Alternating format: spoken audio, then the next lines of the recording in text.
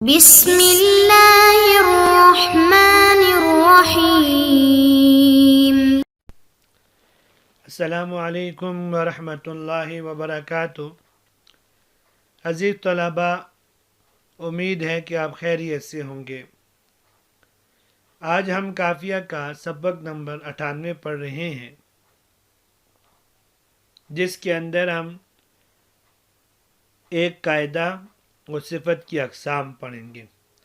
قاعدہ یہ کہ نکرہ کی صفت جملہ خبریہ کے ذریعے لانا۔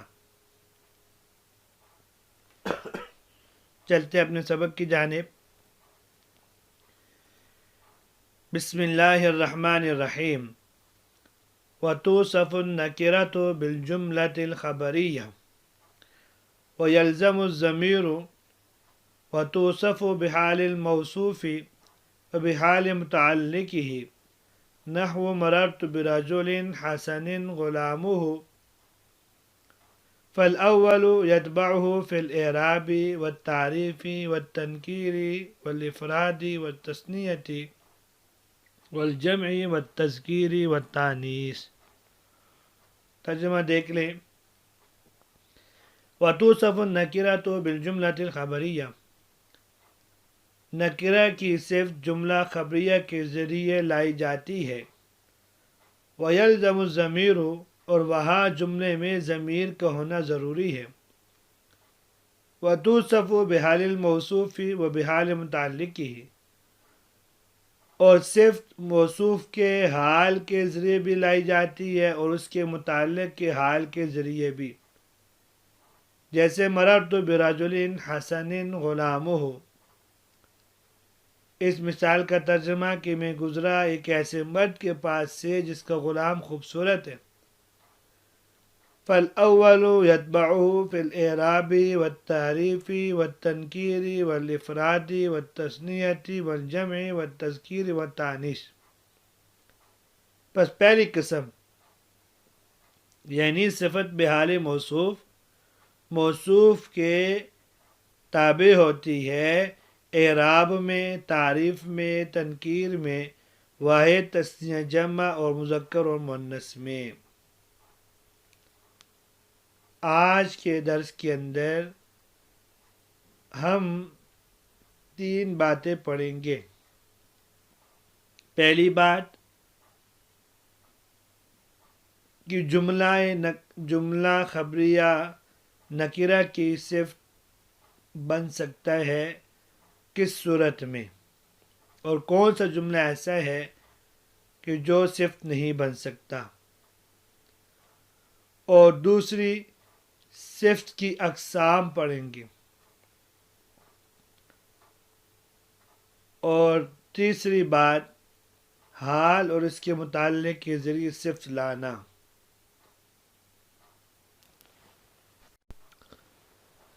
وتوصف النکرۃ بالجملۃ الخبریہ، یہاں سے صاحب قافیہ رحمہ اللہ صفت کے متعلق ایک مسئلہ بیان فرما رہے ہیں، اور وہ یہ کہ موصوف اگر نکرہ ہو تو جس طرح اس میں نکرہ مفردہ کی صورت میں اس کی صفت بن سکتی ہے، ایسے ہی جملہ خبریہ کی صورت میں بھی اس کی صفت لائی جا سکتی ہے۔ جملہ خبریہ چاہے وہ جملہ اسمیہ ہو یا جملہ فعلیہ ہو، لیکن اگر موصوف معرفہ ہو تو جملہ خبریہ اس کے لیے صفت نہیں بن سکتی، کیونکہ جملہ من حیث الجملہ یہ معرفہ کے حکم میں نہیں ہوتا، اس میں معرفہ کی کوئی علامت نہیں ہوتی، اس لیے اس کو نکرہ کے حکم میں لے کر نکرہ کے لیے صفت بنایا جا سکتا ہے، جیسے مررت برجل ابوہ عالم۔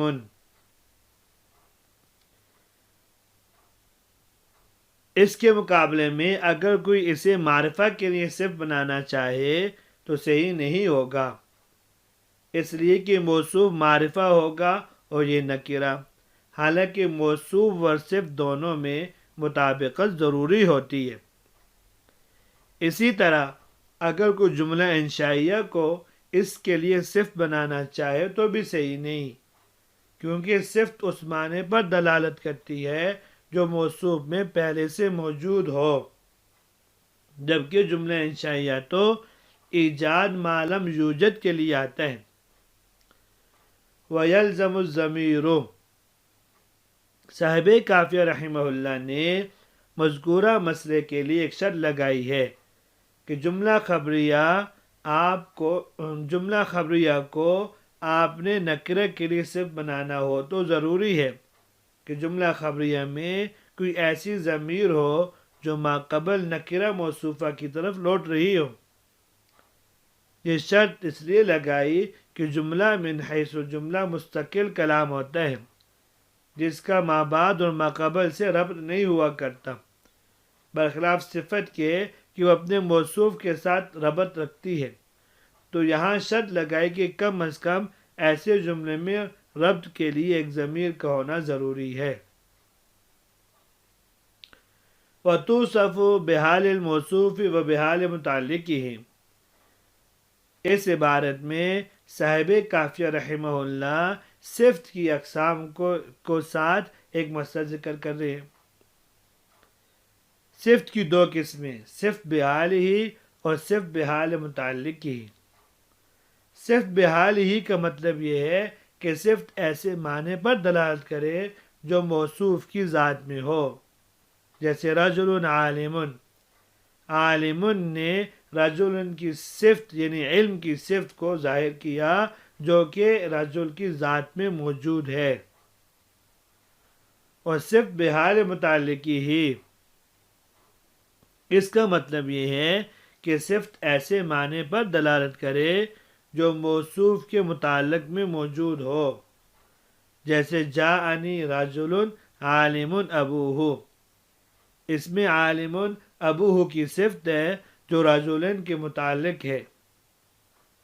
اب یہاں ایک مسئلہ بیان فرما رہے ہیں کہ موصوف کی صفت مذکورہ دونوں قسموں کے ذریعے لائی جا سکتی ہے۔